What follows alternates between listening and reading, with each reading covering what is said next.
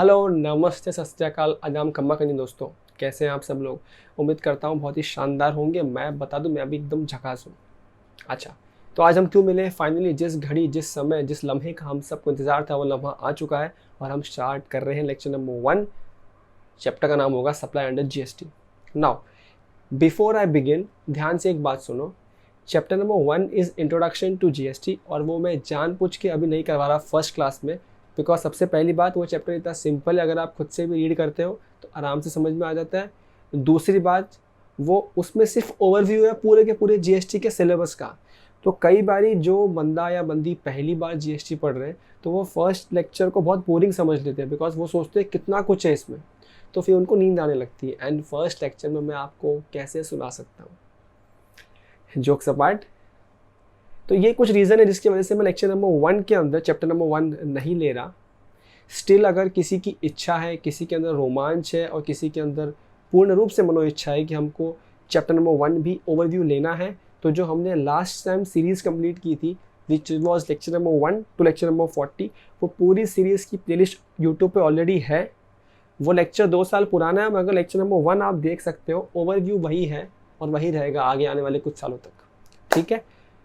फिलहाल हम लोग स्टार्ट करते हैं काम के और एक्चुअल चैप्टर से, chapter number 2 which supply under GST, ठीक है। साथ साथ चलते जाते हैं। जहाँ कोई दिक्कत डिफिकल्टी आओ, आपके पास कमेंट सेक्शन है, आपके पास टेलीग्राम है, लिंक डिस्क्रिप्शन में मिल जाएगा, आप ज्वाइन कर सकते हैं। और किसी ने अगर ये सीरीज़ का मेरा फर्स्ट लेक्चर है, इस सीरीज़ के पहले, इस सीरीज़ के जस्ट 1 से 2 दिन पहले आपको मिलेगा एक वीडियो जहाँ मैंने एक्सप्लेन किया है कि मैं सीरीज़ में कौन सी चीज़ें कवर करूँगा, कैसे कवर करूँगा, नोट्स कहाँ होंगे, सब चीज़ें मैंने वहाँ पे कवर किया है। अगर आपने वीडियो नहीं देखा है वो, तो पहले please go and watch that video. उसके बाद इस सीरीज़ पे आप कंटिन्यू कीजिए। दावा है मेरा, पूरा का पूरा जीएसटी मेरे साथ कर पाओगे मॉड्यूल के अंदर से बिना किसी दिक्कत के। और ये सिर्फ मैं नहीं कह रहा, आपके कुछ जूनियर्स या आपके जो दोस्त पढ़ चुके हैं वो कह रहे हैं। जाओ टेलीग्राम पे कमेंट सेक्शन देख लो, यूट्यूब पे जाओ लेक्चर्स पे कमेंट सेक्शन देख लो, ठीक है। चलिए, बहुत हो गई सर अपनी खुद की तारीफ, करते हैं स्टार्ट। फर्स्ट लेक्चर में आप मुझे और मैं आपको जान रहा हूँ, इसलिए शायद कुछ जगह मैं कुछ ज़्यादा एक्स्ट्रा बोल दूँ। नेक्स्ट लेक्चर से हम एक दूसरे को जान चुके होंगे, इसके लिए फटाफट से पढ़ाई की बात करेंगे अगले क्लास से। मूविंग फर्दर, तो देखो ध्यान से, हम लोग इस बार की सीरीज़ में किस तरह से और किस फ्लो में पढ़ने वाले हैं। जिस चैप्टर में आपका लेटर रिकैप्चुलेट सेक्शन है, मैं सीधा उस सेक्शन में जाऊंगा और उस सेक्शन से पढ़ाने का प्रयास करूंगा। एक सेकंड रुको, गलती से भी ये मत सोच लेना कि ये रिवीजन क्लास है। ये फुल फ्लेज क्लास ही होगी। फॉर एग्जांपल देखो, मैं जहाँ पे पढ़ रहा हूँ, इनके साथ साथ अपने को कहाँ पे मॉड्यूल कवर करनी है, कहाँ पे स्टडी मैट में जाना है, वो सब चीज़ें साथ में सिंक्रनाइज में चलेगी। कहने का मतलब क्या है सर? बेस बना रहा हूँ रिकैप्चुलेटेड सेक्शन को, लेकिन हर सेक्शन जो मैं यहाँ से पढ़ूंगा इसको वापस कनेक्ट करूँगा आपके मॉड्यूल के मेन पार्ट के साथ में, ठीक है। थोड़ी देर, बस ज़्यादा नहीं, सिर्फ आधा घंटा मुझे दे दो, आप लोग पूरा टेक्निक मेरा समझ जाओगे। इस टेक्निक में हम रिकैप्चुलेट मॉडल को भी अच्छे से पढ़ेंगे। अच्छा सर, आपने इसको क्यों बेस बनाया, रिकैप को क्यों बेस बनाया, सीधा मॉडल क्यों नहीं उठा रहे आप, या सीधा वो फर्स्ट पेज क्यों नहीं खोल रहे मॉड्यूल का? फर्स्ट पेज कौन सा सर? ये वाला। सीधा ये खोल सकता हूँ, लेकिन इससे ना आपको एक पूरा ब्लूप्रिंट, एक क्लियर आइडिया नहीं मिलेगा कि हम चैप्टर में कर क्या रहे हैं। आप खो जाओगे इसके अंदर, एंड आई डोंट वांट कि आप खो जाओ, ठीक है। इनिशियल लेवल पे बिल्कुल नहीं खोना है। तो क्या करेंगे हम लोग, इस सेक्शन के थ्रू चैप्टर का ओवरव्यू समझते चलेंगे और साथ साथ में जहाँ जहाँ डीप घुसना है उसी सेक्शन का जो प्रॉपर मॉड्यूल है या प्रॉपर आपका जो प्रोविजंस है वहाँ पे पहुँचेंगे और वहाँ से उसको एक्सट्रैक्ट करेंगे। सर्कुलर्स होंगे, वो तो होंगे नहीं रिकैप सेक्शन में, तो वो हम यहीं से पढ़ेंगे। तो हम दोनों का कॉम्बो बना के चलेंगे जहाँ से आपका पूरा 100% मॉड्यूल इंक्लूडिंग एवरीथिंग कवर हो जाएगा, ठीक है। इस तरह बहुत हो गया आपका पकाना, थोड़ा शुरू करेंगे आप? यस सर, अभी शुरू करते हैं। ध्यान से देखो, और बीच बीच में मेरे पास आपके लिए है मेरी अनोटेशंस जो बहुत काम आएगी। और देखो, अब घाई बिल्कुल मत करना, ये फास्ट ट्रैक क्लास नहीं है, नॉर्मल क्लास है, ठीक है। आराम से सिट बैक, रिलैक्स, हाथ में पॉपकॉर्न ले लो, सोना नहीं, आराम से सुनना है, ठीक है। चलिए ध्यान से सुनो। GST, GST is tax. क्या है जीएसटी? टैक्स है, levied on supply of goods और services और both। ये डेफिनेशन जान है आपके पूरे चैप्टर की। प्लीज़ ध्यान से देखो। देखो सिंपल सी कहानी है, वन बाय वन वर्ड समझते चलते हैं, फिर उसको कंप्लीट करते चलेंगे। जीएसटी क्या आपको ऑलरेडी पता है, एक टैक्स है, जो इनडायरेक्ट टैक्स है, जो हम टैक्स लगाते हैं, ठीक है। लिवाई किस पे होता है, लिवाई किस पे होता है, सप्लाई पे, सप्लाई पे, सप्लाई पे, किस पे होता है, सप्लाई पे। तो सर नेक्स्ट क्वेश्चन आता है, सप्लाई म्हणजे काय, सीखना पड़ेगा ना। यस, सीखेंगे। सप्लाई किसका, या तो गुड्स का या तो सर्विसेज का। अब गुड्स और सर्विस आम तौर पे लेमैन जिंदगी में तो हम जानते हैं ये गुड्स होता है, ये सर्विसेज होता है, मगर जीएसटी एक्ट के हिसाब से स्पेसिफिकली गुड्स में क्या क्या कवर है, क्या क्या कवर नहीं है, सर्विसेज में क्या कवर नहीं है, ये जानना ज़रूरी है, बिकॉज इसके ऊपर आईसीआई खेल कर जाता है एग्जाम में। तो हम इसको भी ढंग से समझेंगे और करेंगे। अब क्या बोल रहा है, अगेंस्ट सम कंसिडरेशन। बहुत सिंपल सी कहानी है कि टैक्स किस पे चार्ज होता है, सप्लाई पे। सप्लाई किसका, गुड्स और सर्विसेज का। लेकिन वो कब चार्ज होता है, जब सामने कोई कंसिडरेशन हो, कोई एक बंदा दूसरे बंदे को सामान फ्री दे रहा है, तो क्या हम उस पर जीएसटी चार्ज कर सकते हैं। एक सेकंड रुक जाओ, घाई मत करो। Generally no. देखो मैंने यहाँ पे क्या लिखा है कि जनरल डेफिनेशन है।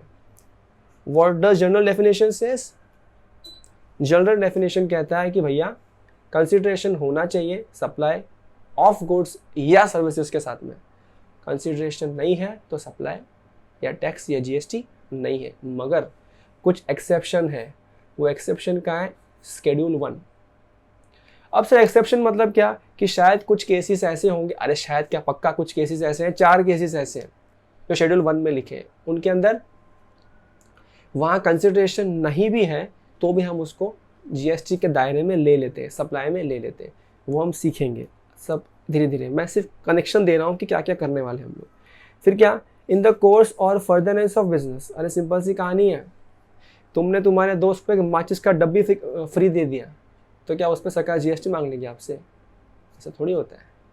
यानी कि जो सप्लाई ऑफ गुड्स या सर्विसेज हो रहा हो, कंसिडरेशन के बदले हो रहा हो, वो किस लिए होना चाहिए, इन द कोर्स और फर्दरनेस ऑफ बिजनेस। अगर ऐसा नहीं है तो जीएसटी बीच में नहीं आता है। तो सर ये कोर्स और फर्दरनेस ऑफ बिजनेस क्या होता है, ये भी आगे पढ़ेंगे। फिलहाल समझ लो शॉर्ट में ये क्या होता है, बिजनेस में यूज़ करने वाला या बिजनेस उसका बिजनेस करके किसी को सेल परचेज करने वाला, वो होता है कोर्स और फर्दरनेस ऑफ बिजनेस। अब sir one by one we need to go through to each and every point और नॉट टू अंडरस्टैंड। समझा क्या मैं मस्ती कर रहा हूँ, ठीक है। तो we can understand each and every term in detail and proceed further, हल्लू हल्लू आराम से, हौले हौले। चलिए अब देखिए अपना स्ट्रक्चर इस तरह से आने वाला है। अपन ने क्या बात किया, देखो वन बाय वन आप नोट कर लो क्या क्या आपको मुझसे सीखना है। सर एक तो सीखना है ये सप्लाई क्या होता है, मैंने कहा सर मैं ज़रूर सिखाऊंगा। एक सीखना है गुड्स क्या होता है, सर्विसेज क्या होता है, तो ये भी सीखेंगे अपन, ठीक है। धीरे धीरे चलते हैं आगे। तो सर पहले सीखते हैं गुड्स या सर्विसेज क्या होता है। देखो यहाँ पे ध्यान से, गुड्स क्या होता है। Goods mean every kind of movable property other than money and securities but includes मैं कभी ये वर्ड ढंग से बोल नहीं पाता, actionable claim, growing crops, grass and things attached to or forming part of the land which are agreed to be served before supply or under contract of supply। क्या sir हम सब डेफिनेशन से one by one पढ़ेंगे? Answer is no. जो definition काम की है ज़रूरी है आपसे खुद से पढ़ के समझा नहीं जाएगा, उनको मैं पढ़ूंगा, और बाकी सबको ऐसे कोई ज़रूरत नहीं है, एक बार देख लियो और छोड़ दियो। तो सर क्या है, सिंपल सी कहानी है, हर मूवेबल प्रॉपर्टी गुड्स है, हर मूवेबल प्रॉपर्टी गुड्स है। मतलब क्या, जिस घर में आप रहते हैं जो इमूवेबल है, क्या वो गुड्स है? Answer is no. एक लैंड है जहाँ पे गाड़ियाँ पार्क हो रही है, क्या वो land movable property? Answer is no. लेकिन क्या बोल दिया, जो ग्रोइंग क्रॉप्स है, ग्रोइंग क्रॉप्स मैं थोड़ा गंदा करने के लिए हल्का ले लेता हूँ। ये जो ग्रोइंग क्रॉप्स है वो लैंड नहीं है, लैंड के ऊपर उग रहे हैं, तो जो ऊपर उग रहे वो तो गुड्स में आ जाएंगे। अब एक सेकंड रोना धोना मत करना कि वो क्रॉप तो जीएसटी से एग्जेम्प्ट होते हैं, वो सब कहानी पढ़ेंगे एग्जामिनेशन चैप्टर में। फिलहाल हल्लू हल्लू मेरे साथ चलो, धीरे धीरे लेवल बढ़ाएंगे अपन, ठीक है। सो ग्रोइंग क्रॉप से या ग्रास से जो या उसके ऊपर जो भी उग रहा है या कोई प्रॉपर्टी उस पर अटैच कर रहे हैं हम लोग, तो वो सब क्या है? वो सब है गुड्स। अब देखो यहाँ पे ये क्या कह रहा है, ध्यान से देखो। अदर देन मनी, मतलब क्या मनी गुड्स है? नहीं। आपने मेरे को 100 रुपये दिया, क्या वो 100 रुपये गुड्स है? नहीं। सोचो कितना बड़ा मजाक होता अगर हम उस मनी को, उस गांधी जी को, उन बापू के नोट को अगर हम ऐसा कह देते कि ये भी गुड्स है, तो क्या होता? जब आप मुझे 100 रुपये देते ना, सरकार पता क्या बोलती, ये तो गुड्स था, तूने उसको दिया, तेरा सप्लाई हो गया, तेरा सेल हो गया, अल्लाह उस पैसे पे जीएसटी दे। तुम बोले पागल है क्या मैं? क्या बोल दिया? मनी गुड्स नहीं है। और बोलते हैं सिक्योरिटी भी गुड्स नहीं है। ये सिक्योरिटी खुद से उन्होंने बोल के एक्सक्लूड किया है। सर सिक्योरिटी म्हणजे क्या है? आप कोई भी ले लो, आप डेरिवेटिव कॉन्ट्रैक्ट ले लो, सीखा ना आपने एसएफएम में, डेरिवेटिव कॉन्ट्रैक्ट ले लो, ऑप्शन कॉन्ट्रैक्ट्स ले लो, जो सेटलमेंट नेट बेसिस पे होते हैं, याद आ रहा है कुछ? वो सब क्या है? सिक्योरिटीज़ है वो भी। प्लस जो आप शेयर वेयर में डील करते हो, जो ऑनलाइन बॉन्ड्स वगैरह परचेज करते हो, वो सब भी क्या है? सिक्योरिटीज ही तो है। क्या इन सब पे जीएसटी होता है? नहीं। क्यों नहीं होता? क्यों नहीं होता? क्यों नहीं होता? ये आंसर यहाँ मालूम पड़ रहा है। क्या मालूम पड़ रहा है? वो क्या कह रहा है कि मनी और सिक्योरिटी गुड्स की डेफिनेशन में नहीं आता जीएसटी के हिसाब से, इसके लिए उस पर जीएसटी चार्ज नहीं किया जाता। अब सर इमीडिएटली आप कहोगे सर वो ब्रोकर तो जीएसटी चार्ज करता है। ध्यान से सुनना, ब्रोकर जो आप सिक्योरिटी बेचते खरीदते उस पर चार्ज नहीं करता है जीएसटी। वो ब्रोकर तभी उसका इनवॉइस चेक करना, वो ब्रोकर जो आपसे ब्रोकरेज लेता है, सपोज आपने लाख 2 लाख का शेयर्स बेचे, उसमें उसने शेयर्स ब्रोकरेज लिया होगा 100 रुपया, वो ब्रोकरेज एक अलग से सर्विस है जो सिक्योरिटी का पार्ट नहीं है, उस ब्रोकरेज के ऊपर वो जीएसटी चार्ज करता है। अरे बात समझ में आ रही है क्या? घुस रही क्या भेजे में? हाँ सर घुस रही है। आगे पकाओ, मतलब आगे पढ़ाओ। तो चलो आगे चलते हैं। अच्छा सर एक और चीज़, इस चीज़ में ना, ये वाले पॉइंट में ना पब्लिक कंफ्यूज रहता है। भाई सिक्योरिटी तो नहीं है गुड्स, लेकिन it includes actionable claim. Actionable claim तो गुड्स है। अब ये एग्जाम तक बच्चा कंफ्यूज रहता है, एक्शनेबल क्लेम क्या होता है सर? ध्यान से सुन लो, आज गांठ बांध लो इस बात के ऊपर। मालूम है क्या है? दिस इज नथिंग बट, प्यार मोहब्बत से इसको मैं कहता हूँ अनसिक्योर्ड डेट या अनसिक्योर्ड लोन।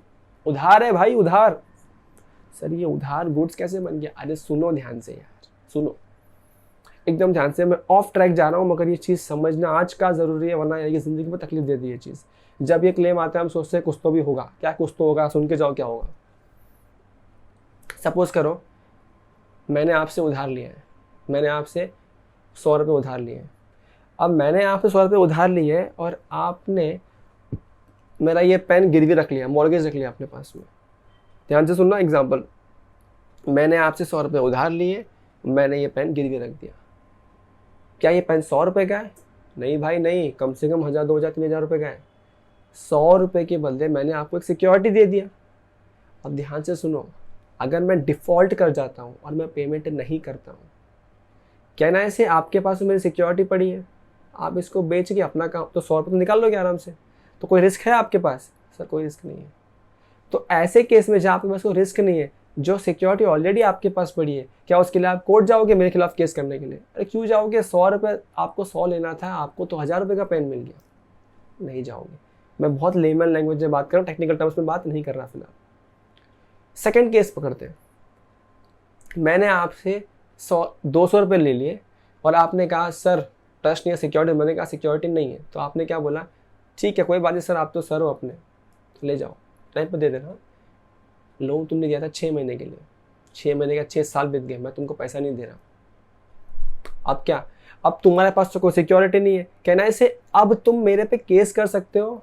यस, तो कहना है इसे अगर अनसिक्योर्ड लोन है, अनसिक्योर्ड डेट है, अनसिक्योर्ड उधार है, तो वहाँ पे आप मेरे पे केस कर सकते हो और यही अनसिक्योर्ड क्लेम या डेट या लोन बन जाता है आपका एक्शनेबल क्लेम, जिस पे सामने वाला यानी कि आप एक्शन लोगे, जिस क्लेम पे आप एक्शन लोगे, क्या बन गया? एक्शनेबल क्लेम बन गया। ठीक है, तो एक्शनेबल क्लेम गुड्स में आता है। सिक्योर्ड लोन है, प्रॉपर्टी कुछ सिक्योर्ड है, कोई सामान सिक्योर्ड है, बदले में कार सिक्योर्ड है, फ़ोन सिक्योर्ड है, कुछ भी सिक्योर्ड है, तो वो वाला जो पर्टिकुलर कैटेगरी है वो नहीं आता है गुड्स में। अरे भेजे में घुसा क्या? सर घुस गया, बोला ना सर। अब जैसे कि मैंने कहा ये फुल फ्लैश लेक्चर्स है, तो जहाँ तुमको बोर होता है स्पीड तुम फास्ट कर लो, मैं तो फुल ही पढ़ाने वाला हूँ। मैं ये सोच के पढ़ा रहा हूँ कि जो मेरे सामने स्टूडेंट बैठा है, जो पढ़ रहा है मेरे लेक्चर से, वीडियो से, उसको जीएसटी का जी भी नहीं आता, कुछ नहीं आता उसको, तो मैं तो ऐसे ही पढ़ाऊँगा भाई। ठीक है सर प्लीज़ आगे बढ़ो। मैंने कहा ओके। अब देखो हमने गुड्स का मतलब तो सीख लिया, कहना है अब सर्विस का मतलब भी सीखना चाहिए। यस सर ऑफ कोर्स सीखना चाहिए। तो चलिए चलते हैं सर्विस का मतलब। ये देखो यहाँ पे अलग से भी मतलब लिखा हुआ है, ये मस्त अंग्रेज़ी में लिखा है, मन करे तो पढ़ लेना, मैंने बता दिया वो इससे अच्छा था, ठीक है। सर्विसेज पे ध्यान से देखो, सर्विसेज क्या है। सर्विस कहता है कुछ भी अदर देन गुड्स। भाई जो भी गुड्स नहीं है वो क्या है, सर्विसेज है। और क्या नहीं है सर्विस, वो बोलते हैं मनी भी सर्विस नहीं है, सिक्योरिटी भी सर्विस नहीं है। क्यों? क्योंकि अगर इन्होंने सिर्फ इतना रख दिया होता अदर देन गुड्स, पता है आप क्या सोचते हैं, गुड्स में तो एक्सक्लूड कर लिया मनी को, तो यहाँ मनी ले लिया होगा। नहीं बाबा, मतलब मनी सिक्योरिटी ना सर्विस है ना गुड्स है, कुछ भी नहीं है।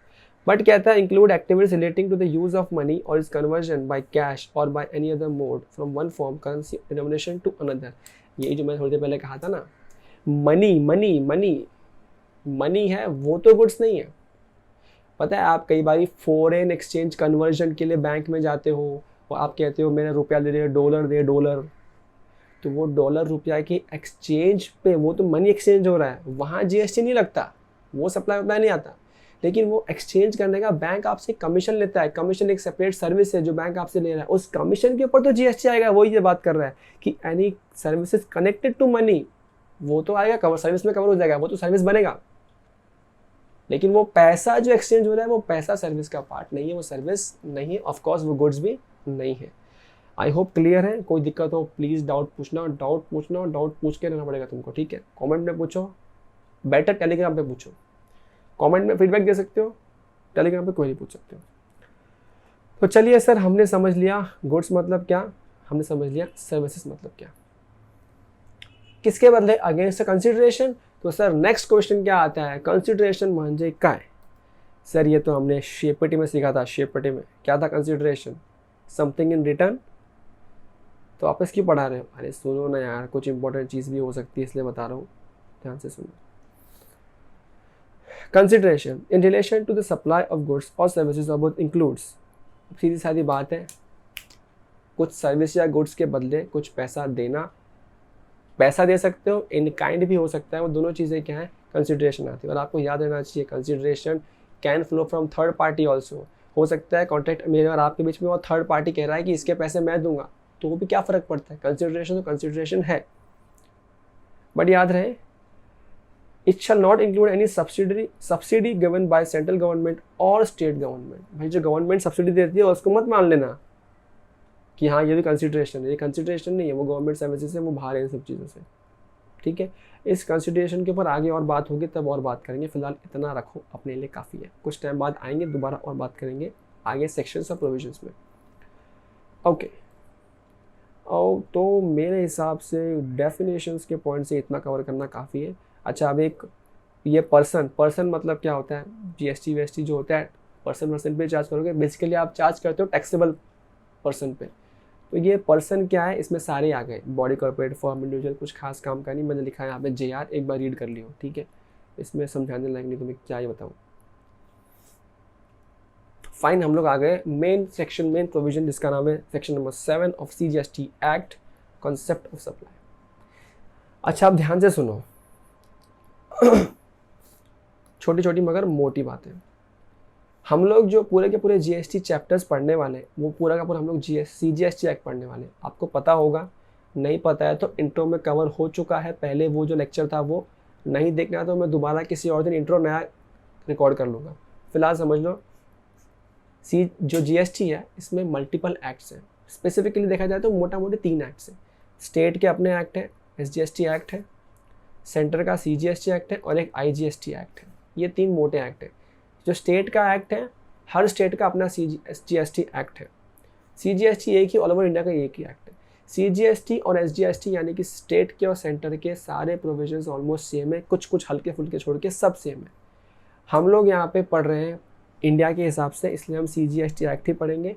जहाँ पे चैप्टर आएगा प्लेस ऑफ सप्लाई या कोई और स्पेसिफिक चैप्टर आएगा, वहाँ पे हम लोग IGST की बात भी करेंगे। ये दोनों सेंट्रल लेवल के टैक्सेस की बात होगी। स्टेट स्पेसिफिक स्टेट बेस्ड बात हम नहीं करेंगे, बिकॉज इंडिया में इतने सारे स्टेट है, हर स्टेट की बात तो हम नहीं कर सकते, ठीक है। और किसी भी स्टेट का SGST आपके सिलेबस का पार्ट नहीं है। इसके ऊपर और जानकारी धीरे धीरे मैं जब पढ़ते जाऊंगा, पढ़ाते जाऊंगा, समझाते जाऊंगा। फिलहाल चलते हैं आगे, ओके। अब मैं आता हूं मेरे रिकैप्चुलेट प्रोविजन पे, ओके। जो मैंने थोड़ी देर पहले कहा था वो सेम रिपीट हो रहा है। टैक्सेबल इवेंट क्या है under GST? Is supply. Supply taxable event है। The scope of supply under GST can be understood in terms of following parameter. पहली बात क्या है? सप्लाई क्या होना चाहिए? या तो गुड्स का या तो सर्विसेज का। सप्लाई कैसे होना चाहिए? फॉर अ कंसिडरेशन होना चाहिए। सप्लाई कैसे किस लिए होना चाहिए? इन द कोर्स और फर्दरेंस ऑफ बिजनेस। जो हमने वहाँ लिखा था वही इन्होंने अपनी भाषा में लिख दिया। अब वो आपको नीचे बता रहा है कि कुछ केसेस ऐसे हैं जहाँ पे कंसिडरेशन नहीं भी हुआ तो भी हम लोग सप्लाई मान लेते हैं। मैंने कहा शेड्यूल 1 आएगा, आगे पढ़ेंगे। कुछ चीज़ें ऐसी है जिसको हम ना सप्लाई ऑफ गुड्स मानते हैं ना सप्लाई ऑफ सर्विसेज मानते हैं। मैंने कहा सर ये शेड्यूल 3 है, आगे पढ़ेंगे, टेंशन मत लो। तो यहाँ पे देखो मोटा मोटी किस तरह की बातें हो रही है आपके साथ जीवन में। ये देखो यहाँ पे सप्लाई। सप्लाई इंक्लूड्स क्या क्या? Supply with consideration in the course और फर्दरेंस ऑफ बिजनेस। ये कहाँ पे कवर्ड है? ये कवर्ड है सेक्शन 7(1)(a) में। सर क्या सेक्शन याद करना है? नॉट रिक्वायर्ड, इतनी मेहनत मत करो। जिस जगह पे याद करना होगा मैं बता दूंगा याद करना है। यहाँ के लिए आपके लिए एक पॉइंट काफ़ी है, सेक्शन नंबर 7, इतना याद कर लो बहुत। सब सेक्शन और उसके क्लॉज में तो मत ही घुसना फिलहाल के लिए। ओके, सप्लाई में क्या क्या आएगा? सप्लाई, अच्छा एक बात ध्यान रखना, अगर कंसिडरेशन के अगेंस्ट हो रहा है ना तब तो सप्लाई है ही है, ठीक है। तो कंसिडरेशन के अगेंस्ट हो रहा है इन द कोर्स या बिजनेस के लिए तो सप्लाई है आम जिंदगी में। या फिर importation of service with consideration whether or not in the course of furtherance of business. ये मैं यहाँ पे तुमको ये बात बता रहा था। जो मैंने कहा ना बिजनेस के वजह से ही होना चाहिए वो चीज़, तो वो चीज़ यहाँ पे बात आती है कि बिजनेस की वजह से होना चाहिए, लेकिन कुछ एक्सेप्शन है। वो क्या मालूम है? Import of service. यानी कि इंपोर्ट ऑफ सर्विस कुछ ऐसा है जहाँ पे अगर आपने पर्सनल चीज़ के लिए भी इंपोर्ट किया तो भी हम उसको जीएसटी के दायरे में घुसा लेंगे। सर ये क्या है? आएगा, आगे आएगा। अभी तक मैं उस प्रोविजन में डीपली नहीं घुसा हूँ, सब आएगा डिटेल में। अब बस मैं तुमको सिर्फ कहानी समझाने का प्रयास कर रहा हूँ कि किस तरह से कहानी चल रही है, और जहाँ जहाँ इंपॉर्टेंट है वो मैं बताते चल रहा हूँ, जो आगे नहीं आ रहा है वो भी बता के चल रहा हूँ। नेक्स्ट क्या है? It include supply without consideration. यानी कौन सी बात हो रही है यहाँ पे? शेड्यूल 1 जो मैंने कहा था उसकी बात हो रही है। कुछ चीज़ें ऐसी हैं जहाँ पे आपको सेक्शन में बता दिया, सेक्शन 7(1)(a) में बता दिया है। शेड्यूल 2 भी उसके साथ में अटैच्ड है, वहाँ क्या बता दिया। कुछ जगह ना पहले बहुत कन्फ्यूजन हुआ करता था। फॉर एग्जाम्पल जब हम रेस्टोरेंट में खाना खाने जाते हैं तो वहाँ पे खाना मिलता है वो तो गुड्स है, लेकिन जो वेटर सर्विस दे रहा है वो सर्विस है। अब वैट के ज़माने में बहुत दिक्कतें होती थी, बिकॉज उसी रेस्टोरेंट पे वैट भी लगाया जाता था, उसी रेस्टोरेंट की सर्विसेज के ऊपर सर्विस टैक्स भी लगाया जाता था। इन शॉर्ट क्या होता था? गुड्स पे वैट, सर्विसेज पे सर्विस टैक्स। अब कई होटल्स होते थे कंफ्यूज, क्या करते थे वो पहले पूरे गुड्स पे लगा देते वैट, फिर इंक्लूडिंग वैट पूरे अमाउंट पे चार्ज कर रहे थे सर्विस टैक्स। बहुत कन्फ्यूजन था वहाँ पे। इसको दूर करते हुए क्या किया डिपार्टमेंट ने? पहले से स्टार्टिंग से बता दिया इस बार कि ये जो तुमको भले ही कंफ्यूज लग रहा है ये सर्विस है। तो डिपार्टमेंट ने साफ साफ बोल दिया रेस्टोरेंट में जो काम हो रहा है सब क्या है? सब सर्विस का पार्ट माना जाएगा, सब सर्विस है। बोला गुड्स सर्विस मतलब सर्विस है, खत्म। तो ऐसे जो कुछ क्लैरिफिकेशन है वो शेड्यूल 2 में लिखे हैं। शेड्यूल 2 पूरा डिटेल में पढ़ेंगे, do not worry at all. Moving further, क्या सप्लाई में क्या नहीं आता? इसको मैं प्यार से कहता हूँ नेगेटिव लिस्ट। हम लोग सर्विस टैक्स में भी सीखते थे इसको हल्का फुल्का, नेगेटिव लिस्ट। ये क्या है? शेड्यूल 3 में कवर्ड है। These activities are neither the supply of goods nor supply of services। ये वो चीज़ है, ये पूरी लिस्ट है, आएगी आएगी आएगी, ठीक है। अब देखो यहाँ पे वो 1 by 1 चलते हैं। सेक्शन 7(1)(a) जिसकी हम पहले बात कर रहे हैं, मतलब ये वाला सबसे सादा वाला, सिंपल वाला। तो क्या है ये? क्या बोलता है? अब देखो यहाँ पे, अब मैं क्या कर रहा हूँ मालूम है? ये मैंने कहा था ना हम सप्लाई मतलब भी सीखेंगे, अब इसका मतलब सीख रहे हैं हम लोग, सप्लाई का मतलब सीख रहे हैं। Supply for consideration in the course और फर्दरेंस ऑफ बिजनेस। देखो क्या होता है? सप्लाई इंक्लूड्स क्या? Sale, transfer, barter, exchange, licence, rental, lease, disposal etcetera, सब कुछ। सर ये सप्लाई लिखने की क्या ज़रूरत थी, इससे अच्छा तो उन्होंने सेल लिख दिया होता ना, सेल में गड़बड़ है। ध्यान से सुनो, मज़ा आएगा, सुनो ध्यान से। मैं ये रिमोट बेचता हूँ एसी का, ठीक है, और आप में से कोई है जो टीवी का रिमोट बेचता है। आइडियली अगर ये लोग डेफिनेशन में बोलते हैं कि सिर्फ सेल पे हम जीएसटी चार्ज करेंगे, यानी कि सिर्फ सेल को सप्लाई मानेंगे, तो क्या होता है मालूम है? तो अब सपोज मुझे रिमोट का टीवी, क्या बोल रहा हूँ, मुझे टीवी का रिमोट चाहिए और आपको एसी का रिमोट चाहिए था, मेरे पास ये है। तो हमने क्या कहा कि भाई रुक जा, मैं तुझे रिमोट बेचूंगा एसी वाला, तू मुझे रिमोट बेचेगा टीवी वाला, दोनों का सेल बिल फटेगा, दोनों को जीएसटी भरना पड़ेगा। हमने दिमाग लगाया, हमने क्या किया मालूम है? हमने बार्टर कर दिया। हमने कहा ले भाई, मैंने कहा ले तू मेरे से रिमोट ले ले, किसका? एसी का, और ला एक काम कर, तू मुझे बदले में रिमोट दे दे, किसका? टीवी का। हो गया बार्टर। बैंक में कोई एंट्री नहीं आई, कुछ हुआ ही नहीं सेल का काम। तो क्योंकि, और जैसे ही डिपार्टमेंट गया, तुमने सामान तुमने सेल किया, हमने क्या बोला? नहीं सर, किधर सेल किया, हमने तो एक्सचेंज किया, बार्टर सर। हमारे पूर्वजों ने सिखाया था कि तुम्हारे खेत में धान है, किसी और के खेत में कोई सब्जी है, तो अपना धान दो, सब्जी ले लो, पैसे का मचमच ही नहीं बीच में। सर हमने भी सेम चीज़ किया। सर पैसा कहाँ से बीच में आया? हम दोनों का सर याराना है सर। सरकार बोलती है तुम बहुत शाणे बन रहे हो, अब हम डबल शाणे बनेंगे। हम क्या करेंगे मालूम है? सरकार ने बोला अच्छा तुमने बार्टर किया ना, और तुम हमको चैलेंज कर रहे हो कि सर बार्टर पे थोड़ी लगता है जीएसटी। तो हमने एक्ट में डाल दिया कि सप्लाई मतलब सिर्फ सेल नहीं, सप्लाई मतलब बार्टर भी आ गया। बोले सर और क्या? एक्सचेंज भी आ गया, और क्या? सॉरी, रेंटल लीज सब आ गया। मतलब सप्लाई को उन्होंने बहुत बड़ा कर दिया। ऑफ कोर्स जनरल डेफिनेशन याद आ रहा है किसके लिए? For a consideration. कुछ फ्री है क्या? फ्री है तो सप्लाई का पार्ट नहीं बनेगा। एक्सेप्ट शेड्यूल 1 की जो 4 चीज़ें आएंगी, फ्री होने के बाद सप्लाई बनेगा, बाकी किसी भी केस में फ्री मतलब सप्लाई नहीं बनेगा। ऑफ कोर्स बिजनेस के लिए होना चाहिए सारा कारोबार जो भी हो रहा है। तो यहाँ वापस चीज़ें रिपीट है। अब देखो, ये मैंने पढ़ लिया रिवीजन वाले पॉइंट में से कि ये इस तरह की चीज़ें। अब क्या करेंगे हम लोग? अब चलेंगे मॉड्यूल वाले पार्ट और देखते हैं यहाँ कुछ और है कि हमारे समझने के लिए। इसी पे किसकी बात कर रहा हूँ मैं? सेक्शन 7(1)(a) की बात कर रहा हूँ। चलिए चलते हैं। अच्छा, ये जो आपका मॉड्यूल है ना, ये हमेशा हर सेक्शन 2 पार्ट में डिवाइडेड है मोस्टली। एक है प्रोविजन वाला पार्ट और दूसरा है एनालिसिस वाला पार्ट। जो प्रोविजन वाला पार्ट है वो प्योर बेयर एक्ट का प्रोविजन है। हमेशा जब कुछ समझना हो आपको एनालिसिस वाले पार्ट से ही समझना है। वो प्रोविजन का ही अपडेटेड पार्ट है, या कि मैं कह सकता हूँ प्रोविजन का सिंप्लीफाइड अंडरस्टैंडेबल पार्ट है। प्रोविजन से आप सिर्फ लाइन रीड करते हो, एग्जाम्पल कुछ होता नहीं, समझता कुछ है नहीं वहाँ से, इसलिए हम एनालिसिस से पढ़ते हैं। एक बार आपने पूरे शिद्दत के साथ एनालिसिस को पढ़ लिया, फिर चाहो तो प्रोविजन पढ़ लो, समझ में आ जाएगा। तो चलिए, ये सब देखो अब रिपीटेशन है, बार बार मैं क्या बताऊँ तुमको, तो ये तो ठीक है, ये इसमें कुछ नहीं है जो तुमको ना जमे या ना समझ में आए। ये देखो अगेन वापस रिपीटेशन है विद पिक्टोरियल प्रेजेंटेशन कि गुड्स मतलब क्या, सर्विस मतलब क्या, ये एक्सक्लूड हो जाता है, एक्चुअली में क्लेम कब इंक्लूड होता है, ये सब रिपीटेशन आ गया वापस से। अच्छा, ये जो मैंने कहा था ना कि सप्लाई मतलब क्या होता है? सप्लाई मतलब सेल, ट्रांसफ़र, बार्टर, एक्सचेंज, ये सब कुछ सप्लाई आता है ना। तो ये मैंने आपको ऊपर से तो प्रॉपर समझा दिया, लॉजिकली समझा दिया है।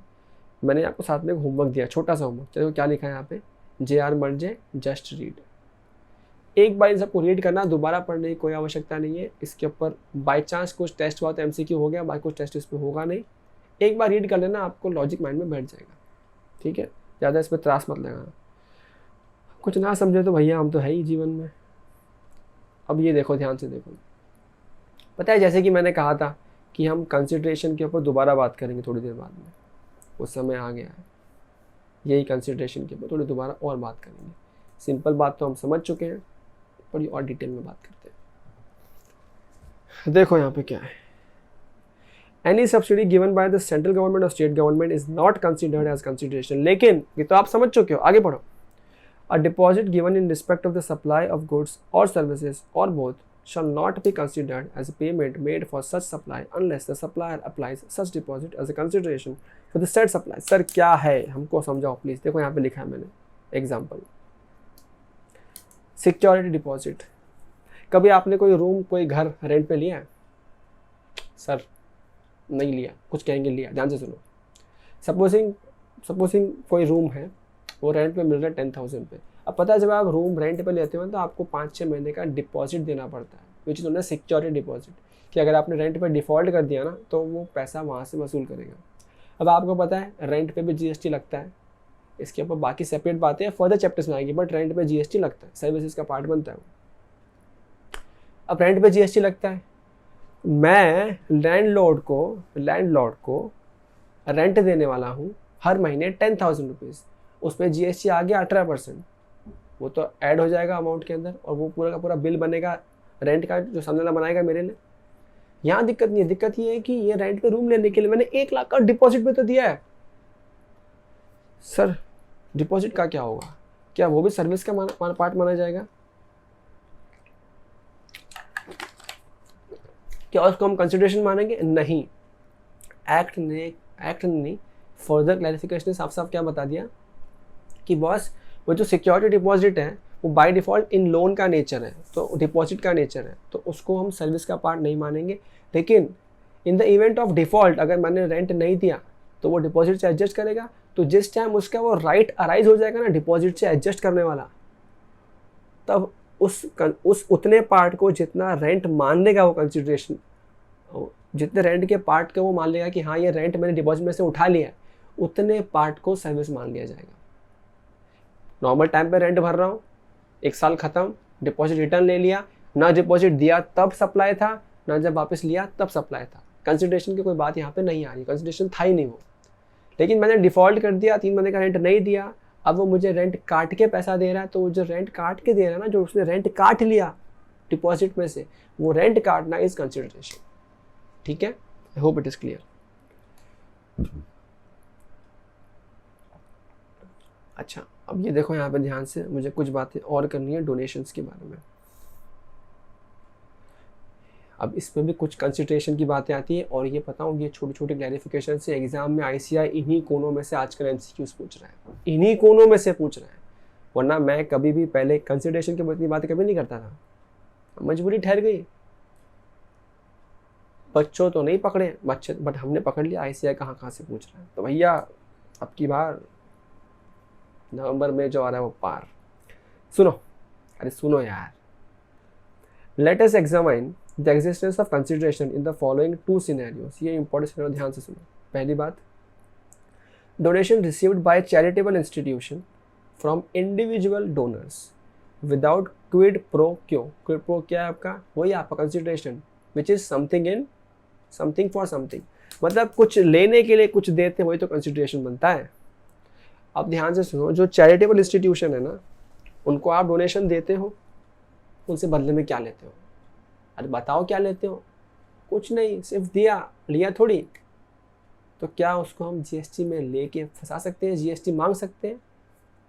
आइडियली नहीं. लेकिन कभी कभी क्या होता है मालूम है, कभी कभी आपने डोनेशन दिया ना, वो सिर्फ डोनेशन दिख रहा है, दिखने के लिए डोनेशन दिख रहा है, वो डोनेशन है नहीं. आपने कहा ये लो 1 लाख का डोनेशन, किसी ट्रस्ट को बोल दिया जाकर डोनेशन ले लो, बदले में जो आपका ब्रोशर छपेगा ना, उसमें हर पेज पे मेरा नाम छाप देना.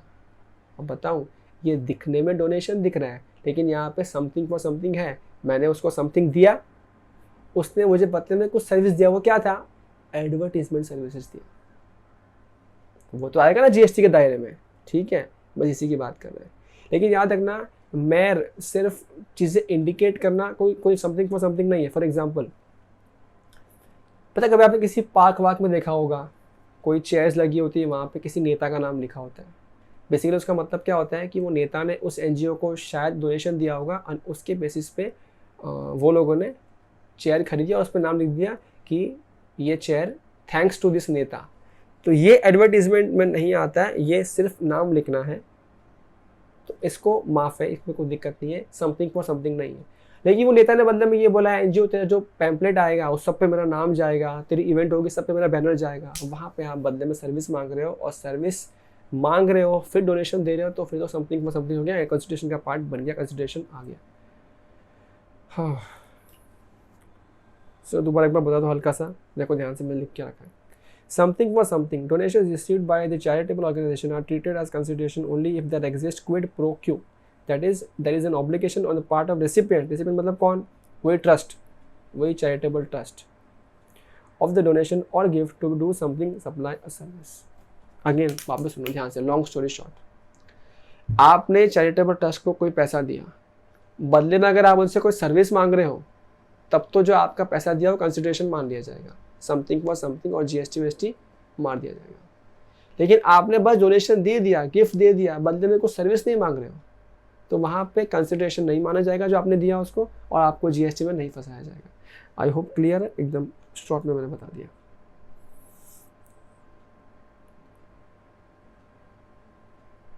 अब देखो जैसे कि मैंने कहा था ना, एग्जाम्पल, भूषण ने डोनेट किया ब्लैक बोर्ड टू योगानिस्ट संस्थान, चैरिटेबल योगा इंस्टीट्यूशन। ये संस्थान ने क्या किया, उसको जो ब्लैक बोर्ड फ्री मिला ना, उसने उसके नीचे लिख दिया good wishes from mister Bhushan. तो ये कोई सर्विस थोड़ी मांगा भूषण ने इस बदले में, वो तो ऐसे ही उन्होंने एज ए जेस्चर लिख दिया, तो वो फिर कंसिडरेशन का पार्ट नहीं बनेगा।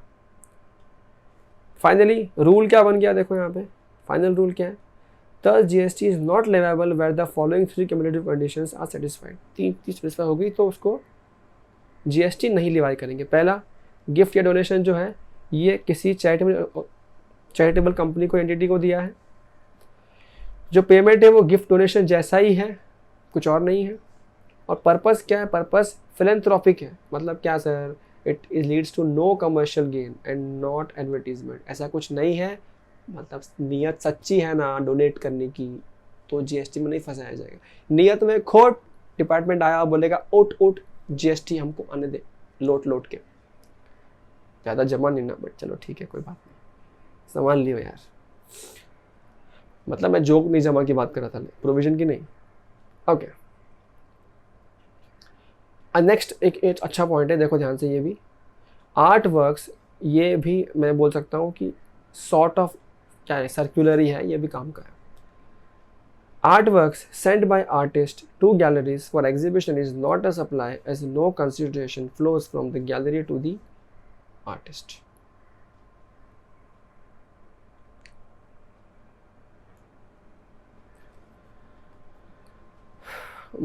तुमको मैं यहाँ पे, चलो तुमको ऐसे समझा दूँ यहाँ पे।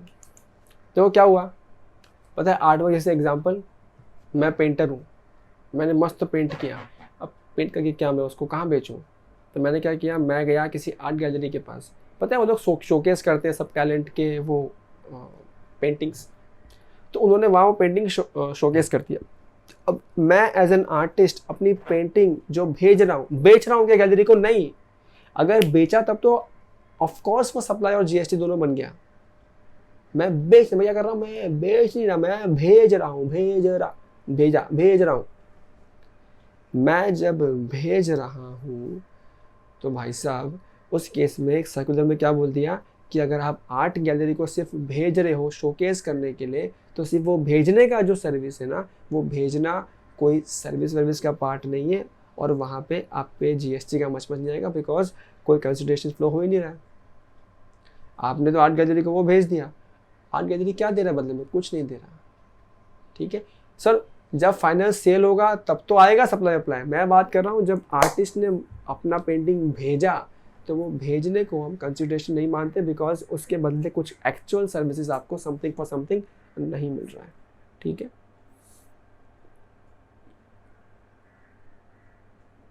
क्योंकि वो सिर्फ एग्जीबिशन के लिए दिया जा रहा है। ठीक है, ओके, देखो यहाँ पे लिखा हुआ भी है, any transaction involving supply of goods and or services without consideration is not a supply unless it is deemed to be supply under schedule 1। वापस रिपीट कर रहा है, शेड्यूल 1 की जो वो 4 चीज़ें, जब तक वो चीज़ें बीच में नहीं आती, बाकी सभी केस में एक रूल अप्लाई करना है। रूल क्या है, अगर कंसिडरेशन के बिना सप्लाई है तो फिर वो सप्लाई ही नहीं मानेंगे, मतलब उसमें टैक्स वैक्स का मच नहीं करेंगे। शेड्यूल 1 का है तो करेंगे। सर आप कितनी बार एक चीज़ रिपीट करोगे, तुम्हारे भेजे में गोश्त ना आ जाए जब तक रिपीट करूँगा। चलो चलते हैं आगे।